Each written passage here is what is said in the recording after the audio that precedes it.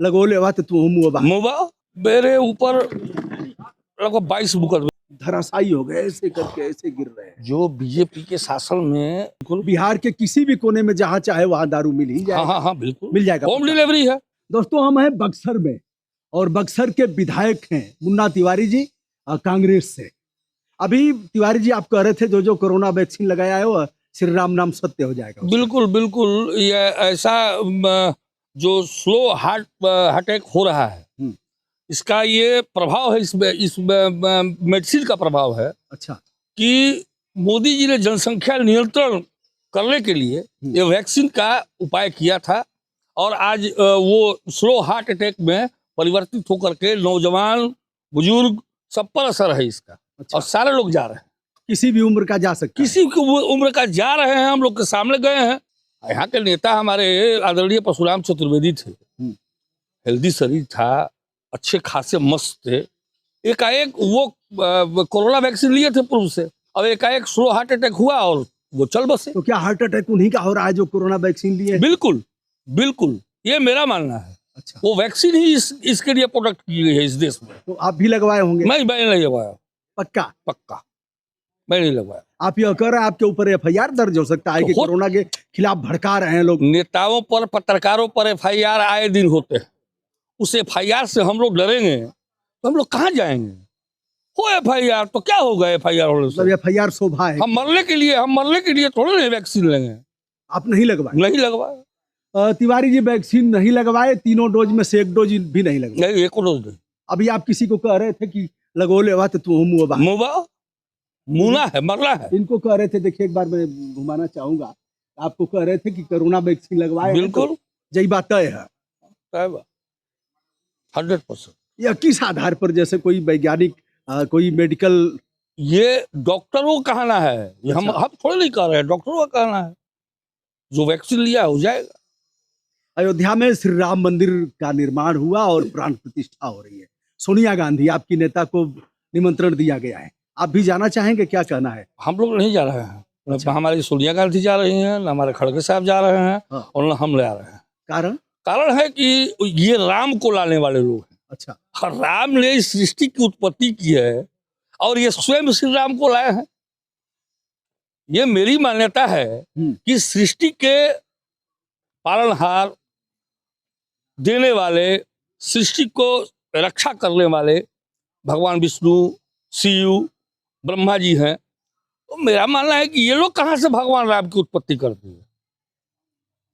भगवान राम की जन्मभूमि है अयोध्या में, वह प्रतिष्ठापित नहीं थे, विवादित ढांचा ढहा दिया गया। आडवाणी जी को आप ही के प्रदेश ने बंद कर दिया, वह कार सेवा वाला अभियान। तो ये राम को कहां से लाए?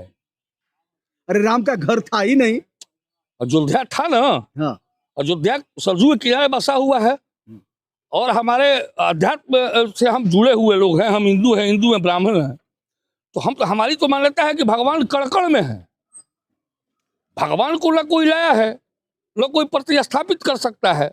भगवान हर एक जीवों में, हर एक प्राणियों में भगवान वास करते हैं और ये शास्त्र सम्मत चीज है कि भगवान कण-कण में व्याप्त है। तो भगवान को कहां सलाह दी? तो विधायक जी अयोध्या नहीं जाएंगे, पूजा पाठ करते हैं आप? बिल्कुल करते हैं। चंदन तो लगाते हैं? बिल्कुल बिल्कुल। किसकी पूजा करते हैं? मैं माँ काली भगवती का पुजारी हूँ, महाकाली खो वाली माई का पुजारी। खो वाली जो विंध्याचल, हाँ, काली खो वाली माई का पुजारी। उनको भी बड़ा वहाँ विकास कराया कुछ? कहीं कुछ विकास नहीं है, बिंदवे हो रहा है। अभी तो रोक लगा दिया है इन लोगों ने। अच्छा। हाँ, काली खो में रोक लगा दिया है, लेकिन विंध्याचल भगवती, हाँ, विंध्याचल भगवती का दरबार बन रहा है। तो सोनिया गांधी नहीं जाएंगी? नहीं जाएंगे। कैसे पता आपको? हम लोग को पता है, गुप्त सूचना है कि वो लोग नहीं जाएंगे। अच्छा, भीतर तक की सूचना? हाँ, हम लोग नहीं जाएंगे। अच्छा, अगर नहीं जाती हैं तो इसका संदेश क्या जाएगा? संदेश क्या जाएगा? लोग कहेंगे देखिए हमारी मान्यता है, हमको जब मन करेगा तब जाएंगे। आपके न्योता पर थोड़ी नहीं जाएंगे। भगवान की नगरी में जाना है, हमको जब जाना होगा तब जाएंगे। किसी के न्योता के, हम आमंत्रण के चक्कर में थोड़े नहीं है। हम भगवान में मेरी आस्था है, सोनिया गांधी को भगवान में आस्था है, खड़गे साहब को भगवान में आस्था है। उनको जब मन करेगा जाकर रामलला का पूजा करेगा। कांग्रेस किसको प्रधानमंत्री के रूप में आगे कर रहा है? तो इंडिया गठबंधन की बैठक में ममता दीदी ने खड़गे साहब का नाम ले लिया। खड़गे साहब का नाम है। और वहाँ सारे लोग इसको स्वीकार भी किए। खड़गे साहब बड़े नेता हैं और दलित समुदाय से आते हैं, इसलिए उनके नाम पर मुहर है। तिवारी जी, शराब से बहुत बिहार में मौतें हुई, बहुत लोग मरते हैं, शराबबंदी भी है, उसके बाद भी इतनी मौतें हो रही हैं, इसका वजह क्या है? देखिए, मौत के पीछे के कारण जहरीली शराब है, और हमारे यहाँ शराब बंदी है, और शराब का उत्पादन तो हो रहा है। हाँ, बिल्कुल हो रहा है, और तभी जहरीली शराब वो पीते हैं लोग तो मौत होती है। ये स्वाभाविक है, जहरीली शराब कोई भी पिएगा, कोई भी सेवन करेगा तो उसकी मौत होगी, और उस पर रोक लगाने का भी बिहार सरकार प्रयास कर रहा है, लेकिन वो सिस्टम के विरुद्ध में जाकर के लोग इसका प्रोडक्शन कर रहे हैं, इसलिए मौतें हो रही हैं। शराब बंदी अगर खत्म हो जाए तो कैसा रहेगा? देखिए, इसको तो ये निर्णय हम लोगों ने लिया है, सामूहिक निर्णय लिया है। इसको मैं अकेले कैसे कह सकता हूँ कि शराबबंदी नहीं रहे तो कैसा रहेगा? इस निर्णय में तो हम सभी सहभागी हैं। जैसे पीना लोग छोड़ेंगे नहीं, बिल्कुल, ब्लैक में लोग ले आएंगे, बिल्कुल, बिहार के किसी भी कोने में जहां चाहे वहां दारू मिल ही जाएगा। हाँ, हाँ, बिल्कुल मिल जाएगा, होम डिलीवरी है। होम डिलीवरी, हाँ, बिल्कुल होम डिलीवरी है। देखिए, तिवारी जी विधायक हैं और यह कह रहे हैं कि होम डिलीवरी है, जहां चाहे वहां मिल जाएगा। बिल्कुल, बिल्कुल, कोने कोने में जहां भी घर में पहुंच जाएगा। बिल्कुल, तो इससे बढ़िया है कि शराब। हम उस निर्णय में अकेले नहीं हैं, विधायक आप, हमारे 243 विधायक हैं। आप भूल जाइए कि हम विधायक नहीं, हम कैसे भूल जाएंगे? हमको जनता ने मत दे करके विधायक बनाया है, तो मैं कैसे भूल जाऊं? मैं विधायक नहीं हूं और मैं उस निर्णय में हूं, तो मेरा ये अकेले निर्णय नहीं हो सकता है। जब 243 बैठेंगे, सर्वानुमति बनेगी, तो ये निर्णय हो सकता है, तो ये कबूल हो सकता है, कबूल हो सकता है। हाँ, अन्यथा अगर अकेले हमसे पूछेंगे शराबबंदी नहीं रहेगी तो कैसा रहेगा, तो मैं इसका समर्थन नहीं। उसमें अगर आपको मत करना होगा तो क्या करेंगे आप? हाँ? अगर मत करना होगा, शराबबंदी के पक्ष में हम मत करेंगे। अच्छा, बिल्कुल, बहुत बढ़िया, बिल्कुल, इससे बर्बादी हुई है। हाँ, बिल्कुल हुई है। शराबबंदी के पक्ष में तिवारी जी मत करेंगे और कभी यह नहीं चाहेंगे कि बिहार में शराब ऐसे बिके और इसके लाइसेंस हो जैसे यूपी और अन्य राज्यों में। हाँ, बिल्कुल, बिल्कुल, बिल्कुल। अपराध कुछ पहले से कम हुए हैं बिहार में कि?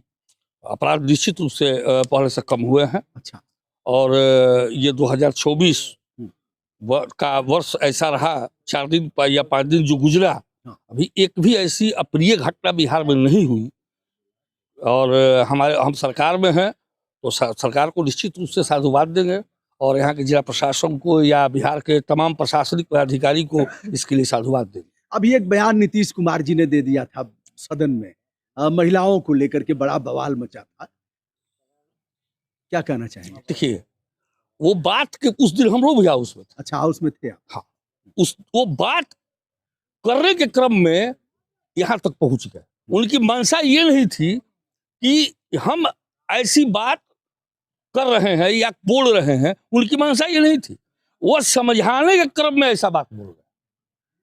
मतलब उनकी भावनाएं थी कि परिवार नियोजन हो, जागरूकता हाँ, हो, बिल्कुल, बिल्कुल, बिल्कुल, बिल्कुल, उनकी ये मंशा नहीं थी कि हम किसी के ऊपर ठेस पहुंचाएं, ऐसी भावना बोल के किसी को हम आहत करें, ऐसी उनकी भावना। मतलब उनकी भावना यह थी कि पढ़े लिखे लोग होंगे तो जानेंगे बिल्कुल कैसे रोकना है। बिल्कुल, कैसे रोकना। जी, जी। अच्छा, ये सब कंडोम वगैरह का प्रचार होता है, स्वास्थ्य विभाग के लोग करते हैं और बताया जाता है, तो क्या ऐसा जनप्रतिनिधियों को नहीं करना चाहिए? कि बिल्कुल करना चाहिए, जागरूक करना चाहिए। हाँ, हाँ, अपने क्षेत्र में हम लोगों को जागरूक करना चाहिए इन सब चीजों। अच्छा, बिहार में जनप्रतिनिधियों पर बड़े मुकदमे हैं, आप पर कितने हैं? मेरे ऊपर थे, लेकिन लगभग अब समाप्त के ऊपर है। अच्छा, अब एक आध दर्जन आधा दर्जन थे, कितने थे? मेरे ऊपर लगभग 22 मुकदमे थे। 22 मुकदमे? हाँ, लगभग 2 दर्जन लगभग। अच्छा, और अब समाप्ति क्यों है? शासन ने समाप्त किया, कोर्ट ने? नहीं, हम सब कुछ समझौता करके गए। अच्छा, सब ये कर लिए, कुछ कोर्ट ने खत्म कर दिया, कुछ हड़कवा के भी खत्म। नहीं, हम हड़काने वाले में नहीं है, हम हाथ जोड़ का काम करते हैं, हमारा पैर छूना काम है, हाथ जोड़ते हैं, पैर छूते हैं। लेकिन आपका आभा मंडल, ये मूछें, आभा मंडल और आप देख रहे हैं, तो ये मुझे संस्कार में मिला है। हमारे पूरे परिवार में भी आप अभी भी चलेंगे तो मोछ वाले लोग मिलेंगे आप। अच्छा, और हम सबों का संस्कार रहा है, हम लोग विचारवान हैं, संस्कारी हैं, ब्राह्मण कुल से हैं, तो निश्चित रूप से माता पिता के द्वारा जो आशीर्वाद मिला है उसका निर्वहन करते हैं। और दोस्तों, तिवारी जी चलते फिरते मुलाकात हो गई, एक कार्यक्रम में हम आए थे और तिवारी जी मिल गए, तो लगे हाथ, कुछ बातचीत भी हो गई। और तिवारी जी बड़े जोरदार व्यक्ति हैं, मजा आया आपके साथ बात करने में। क्या करना चाहेंगे अब आने वाले समय में युवाओं को किस तरह से? देखिए, युवाओं को तो हमारे बिहार सरकार ने बहुत अच्छे अच्छे रोजगार पाने के अवसर दिए हैं, और हमारे यहाँ बैंक लोन की भी सुविधाएं दी गई हैं उन बेरोजगारों के लिए। तो हम चाहेंगे कि स्किल्ड और नॉन स्किल्ड का जो बात हो रहा है, यहाँ के नौजवान स्किल्ड बने, और स्किल्ड बन करके अनेक उद्योग हैं, कुटीर उद्योग हैं, उनको बिहार सरकार भी बढ़ावा देने का काम कर रही है, तो उस उद्योग से भी जुड़े और उनको भविष्य में लाभ हो। आप विधायक जी, केंद्र सरकार ने बहुत योजना चलाया है स्किल डेवलपमेंट का, और एक विभाग भी है उनका कौशल विकास का, तो लोन भी दे रहे हैं और बहुत योजनाएं स्टार्टअप है, और इसके क्या कुछ जनता को लाभ मिल रहा है इसका? देखिए, ये ढकोसला वाली सरकार सिर्फ ढकोसला और नारा देती है। विकास के नाम पर इस देश में कौन सी नई फैक्ट्रियां बैठा दी गई, कौन से एम्स बना दिए गए, कौन से ITI बना दिए गए, कौन से संस्थान को बैठा दिया गया। 2014 की परिकल्पना आज 2023-24 में कर रहे हैं आप, तो सीधे 1,40,000 प्रति व्यक्ति कर्ज में डूबा हुआ है। जब इनको गद्दी मिली थी तो 55 लाख करोड़ कर्जा था देश पे, आज इसका तिगुना कर्जा है। पक्का।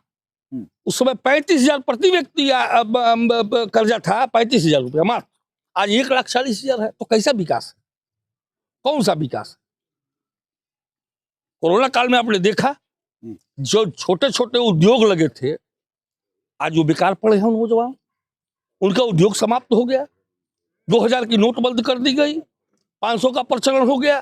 तो ये कैसी नोटबंदी है, ये कैसी सरकार है ढकोसले वाली, सिर्फ नारे देती है और काम तो कुछ नहीं करती है धरातल पे। विधायक जी, अंतिम सवाल, बिहार के लोग पूरे विश्व में हैं, कहीं बाकी नहीं है, श्रम शक्ति इनकी पूजनीय है, जहां भी कोई काम नहीं अगर करता है तो बिहार के लोग उसको संभाल लेते हैं, IAS से लेकर के और कुशल श्रमिक तक। यहाँ मात्र 3 एयरपोर्ट है, एक पटना है, एक गया है इंटरनेशनल, और तीसरा है दरभंगा। चौथा कोई एयरपोर्ट यहाँ चालू ही नहीं हुआ, जबकि अंग्रेजों के जमाने के कई एयरपोर्ट हैं, जैसे गोपालगंज। बिल्कुल है। तो अगर इस तरह की कनेक्टिविटी नहीं पैदा करेंगे, कैसे बिहार का विकास होगा? यही तो रोना है। हमारे माननीय मुख्यमंत्री तो यही रोना रो रहे हैं कि बिहार को विशेष राज्य का दर्जा दो, विशेष पैकेज की बात न करो, बिहार को विशेष राज्य का दर्जा दो, तो सारी कमियां पूरा हो जाएंगी। लेकिन आज तक केंद्र सरकार तो इस पर कहीं भी काम करने का प्रयास नहीं किया, और हमें विशेष राज्य का दर्जा मिल जाएगा तो निश्चित रूप से बिहार आने वाले समयों में रोजगार परक होगा। हमारे बेरोजगार नौजवान जो है रोजगार सृजन कर पाएंगे, और पढ़े लिखे लोगों को नौकरी का अवसर मिलेगा। विधायक जी, बहुत से पुल अभी उद्घाटन नहीं हुआ, बन ही रहे थे, तब तक धराशायी हो गए, ऐसे करके ऐसे गिर रहे हैं। जो बीजेपी के शासन में बिहार में जितने दिन तक बीजेपी शासन में रही, और केंद्र के द्वारा जो भी एजेंसियां यहाँ आई, उन्होंने ही लूटपाट करके ऐसे पुलों को बनाने का काम किया जो कि पुल ध्वस्त हो रहे हैं। और इसका जहां भी आप जाएंगे, उदाहरण के रूप में उस विभाग में आप जाकर फाइल खोलें तो निश्चित रूप से आपको मिलेगा कि वो केंद्र सरकार के द्वारा ही एजेंसियां यहाँ प्रतिस्थापित की गई, और वैसे ही एजेंसियों को यहाँ नहीं, केंद्र सरकार कैसे थोपेगी? राज्य सरकार नहीं करने देगी? सत्ता में थी, सत्ता में थी। जैसे पुल तो आपका बन रहा है ना, राज्य सरकार का पुल है, और केंद्र सरकार की एजेंसी कैसे बनेगी? उस समय भाजपा सत्ता में थी यहाँ JDU के साथ। अच्छा, और उन्हीं कार्यकाल में ऐसा काम हुआ है। अच्छा, जितना पुल ढह गया बिल्कुल, जितना नहीं ढहा वो आपका, और जो ढह गया उनका। चलिए दोस्तों, बड़ा आनंद आया। ये हैं विधायक जी, और ढेर सारी शुभकामनाएं, बहुत अच्छा लगा। चलिए, बहुत धन्यवाद, बहुत जोरदार है। बहुत धन्यवाद आपके चैनल को, शुभकामना।